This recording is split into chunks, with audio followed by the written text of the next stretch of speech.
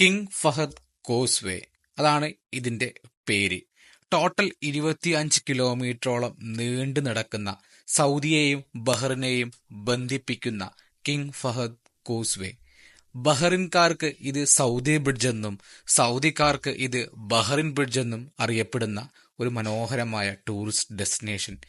1986 November 26 ഇതിന്റെ open ചെയ്തത്. Total cost $800 million ആണ്. ബെല്ലാസ് നേതം എന്ന നെതർലാൻഡ്സ് കമ്പനിയാണ് ഇതിന്റെ നിർമ്മാണത്തിന് പുറകില്. 25 റിയാല് കൊടുത്തിട്ട് വേണം ഇത് കയറി വരാൻ. ഈ സെന്ററിൽ കാണുന്ന ഇവിടെയാണ് ഇതിന്റെ എമിഗ്രേഷൻ കൗണ്ടർ. ദൂരെ നമുക്ക് ബഹ്റിൻ നോക്കി കാണാം. ബഹ്റിനുള്ള കെട്ടിടങ്ങളും ഒക്കെ മനോഹരമായിട്ട് കാണുന്നുണ്ട്. പക്ഷെ കുറച്ച് മൂടലൊക്കെ ഉണ്ട് ഇവിടെ വന്നു കഴിഞ്ഞാൽ. ആ കാണുന്നതാണ് ബഹ്റിൻ ബ്രിഡ്ജ്.